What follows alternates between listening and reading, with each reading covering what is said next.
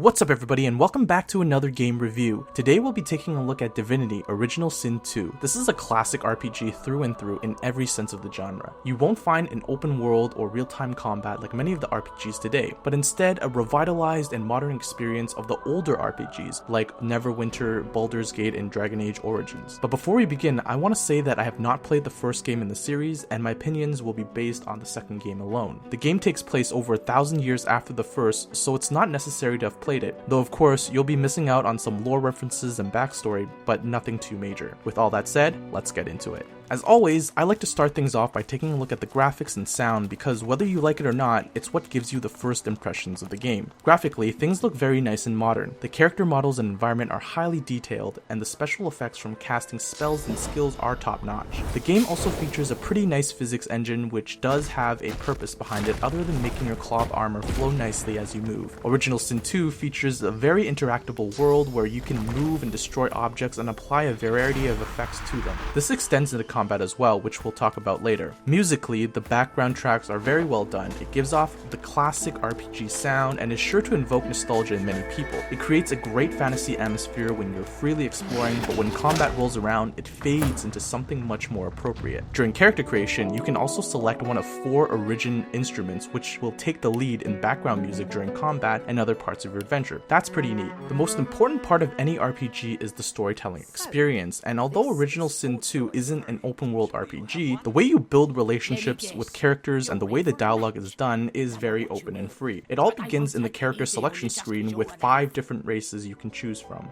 Your race will affect how NPCs interact with you in-game. For example, elves are cannibals and some will view you as a monster. On top of this, there are 6 playable origin characters which have their own backstory, motivations, dialogue tags, which we'll get into a second, unique talents, and special voice acting. You can choose to play as any of these characters or create your own and have them as party members as you meet them in-game. Another important part of storytelling lies in the dialogue tag system. Origin characters have their tags preset and you can choose tags when you create your own. These tags are different dialogue options that are made available to you during conversation and may lead to unique dialogue trees or even special solutions to certain problems. Through your actions and unique dialogue options, it makes for very different interactions with NPCs depending on how you play. Having someone with a specific talent speak may mean being able to resolve a conversation peacefully or ending it in a fight. What I love about this game is the voice acting. Everything is voice acted, even the NPCs that are useless and only have one-liners. If you have the talent Pet Pals, you can even listen to pets or animals which are also voice acted. On top of that, there's a narrator who narrates the various scenes to you. All of the voice acting is done very well and it further adds to the all-important immersion of role-playing games. This is a game that doesn't hold your hand at all. Right after the tutorial, you're thrown into the first area with little to no guidance other than some vague motivations if you're playing one of the origin characters. Some people will absolutely love this because you get to shape your own story entirely. Exploration and conversing with NPCs is key. By doing so, you'll learn more about the situation and the world, but it's also one of the main ways you get quests. Quest givers in this game are not highlighted or obvious. It's up to you to find them by talking to everyone and choosing appropriate dialogue options. It's entirely possible that through dialogue alone, you can piss off an NPC enough that you'll never be able to obtain their quest. On top of that, there's often more than one way to finish a quest, and that means you always get to choose how you want to play the game. It's a very fun and interesting system, and depending on how you play, it may mean that certain playthroughs will have a completely different set of quests and outcomes than the previous. This attitude system extends beyond just the questing system. When you say or do things that characters like, they'll have more positive attitudes towards you and even give you better prices when you're trading. On the other hand, if characters are highly negative towards you, even your own party members may leave you forever. In addition to all of this, there's instances where party members may take the initiative and want to talk to the NPCs themselves. There's no telling on how these interactions will go, and it all depends on which party member is doing the talking and who they're talking to. Party members will also have reflective dialogue where they'll give you their opinions on current dilemmas, and this gives you an idea of how their attitude will change depending on how you decide to act. The way the game handles dialogue reminds me a lot of Dragon Age Origins, and that's a huge compliment. All in all, I found the storytelling experience refreshing and highly enjoyable. I will go on the record to say, however, that if you're someone who doesn't like to explore or have things be open-ended, limited, then you may take issue with how the game presents itself. The next thing we need to talk about is the combat, and I think for many people, this is where the game truly shines. Many games talk about objects and interactive environments and how all that can come together to create a dynamic combat experience, but Original Sin 2 is a game that actually delivers on that promise. It uses a tactical turn-based system where each character takes turns performing actions until you run out of action points or choose to end your turn. The combat difficulty in this game is pretty high, especially for someone who's new to the franchise. Even on normal difficulty, which is the classic mode, I found myself dying to encounters in the first area very easily. This isn't a game where you can just brute force your way through. You actually need to think, and this is where the different elements of the environment come into play. Learning how to use them to your advantage can easily mean winning or losing a battle. Sometimes there's barrels of oil or water on the field which you can easily ignite to start a fire or douse an existing flame. Putting out a flame will then create a smoke screen that will limit the vision and block range attacks from going through. There are plenty of skills with elemental effects that interact with different aspects of the environment. Water will put out fires and eliminate shock from enemies. Water will stun. Fire can cause burning and explosions when mixed with oil. Geomancy spells can put oil puddles on the ground, which you can then combo with fire spells, and they have poison spells that can damage enemies or even heal undead allies. These are just a few examples of the different combos you can do, but there's a lot more to it than that. Height and elevation plays an important role to characters with the Huntsman's trait, or you can just use it for tactical advantage. Obstacles and summons can be placed strategically to block attacks and movement, and you can even manipulate characters and items by teleporting them. There's just so much depth to the combat system and so many different ways to tackle each problem. It really feels like a game of chess. I think fans of Dragon Age Origins combat system and anyone who loves strategy will enjoy the gameplay here. However, it isn't without its flaws. First and foremost, there's practically no tutorial on how the combat system works, so it's all up to you to figure out, and it can actually take a few hours to get the hang of. And it may even require you to restart or change classes or even build, because not all combinations are created equal. In my first playthrough, I got completely ran over by enemies. It wasn't until I did a little bit more research on class synergies and strategies that I created a decent team, which made my subsequent playthrough a lot easier. That's not to say only certain builds work. There's actually a ton of variety in builds, but certain combinations are definitely better for beginners. Another problem I had was I found myself accidentally moving my character when I wanted to attack and vice versa during combat, and this resulted in me losing action points during that turn. I'm not sure if I just need to get used to it more or if there's something off about the controls. The combat system has a steep learning curve, and that might turn a lot of players off, but once you understand it and get used to it, it's one of the most fun and rewarding battle systems out there. In connection with the battle system are how the character's stats and skills are handled. Rather than having specific skill sets based on your class, any character can learn any skill if they decide to put points into that specific school of magic. When you do this, you unlock the ability to read skill books of that school, thus learning the spell. So you can mix and match whatever combinations you want as long as you invest points into it. Classes start off with 4 skill slots, which is influenced by the character's memory stat. As you increase your memory, you can have more skills active at the same time. You can also obtain skills by equipping special items like the teleportation glove, which can be obtained in the first area. And these skills that are obtained by equipping items do not count towards your 4 skill slots. Civil abilities are non-combat passives that range from things like being more persuasive during dialogue to being able to move objects without being too close to them. Talents can enhance or change your character's playstyle. For example, a character with the leech talent will gain health when they stand in a pool of blood, and an opportunist will attack an enemy when they turn their backs to them, even when it's not their turn. Origin characters can have a few unique traits, so check them out before choosing. All these options add customizability to characters and again, contribute to the immense replayability of the game. Outside the main story mode, you have 2 additional modes you can play. Arena is a PvP mode where players can select 2 heroes to control, and combat is resolved exactly the same way it is in single player. PvP is pretty slow because it's a turn-based strategy game and each player controls 2 heroes, so you're forced to wait a while before you can even make your move. There isn't a ladder system or anything at the moment, so it's all just for fun. I personally didn't enjoy it because of the slow pace, but your mileage may vary of course. There also exists another mode called the Game Master mode, which is basically Dungeons and Dragons within the game engine. I haven't played this mode as the review was focused mainly on the single player experience. However, from what I've seen online, and you can search the Game Master mode on YouTube to check it out yourself as well, one player will act as the Dungeon Master, which controls the game, and it's very much like a simulated version of D&D with dice rolls and everything. If you're a big Dungeons and Dragons fan, then this extra game mode might be something you and your friends will be interested in. Divinity Original Sin 2 is a game with an enormous amount of depth, and there's a lot more to it than I've covered in this review. It's an RPG that gives you the choice to play however you want with a huge emphasis on freedom. The thing that makes this game so special is the fact that it's a role-playing game at its core. Sure, there are plenty of other RPG games out there, but they rarely make you want to roleplay. Original Sin 2 does just that. Because there are almost always more than one way to tackle a main quest or situation, there are a lot of enemies or side quests that are completely unnecessary in the advancement of your story. But the game's ability to convince you to take on the role of the character makes you want to help certain characters. When I had the choice to escape the prison or fight a very difficult battle against a psychopathic torturer, I chose to go out of my way to fight him because I knew what he would do if I just left him alive. And I often found myself doing things I normally wouldn't do in other RPGs, simply because that's the type of character I created. Though the game does have a steep learning curve and can be unforgiving in the beginning, it's well worth it once you settle in. I didn't run into any glaring issues, be it bugs or design problems, just some minor things here and there. Overall, this is an absolutely fantastic RPG that fans of the genre will fall in love with.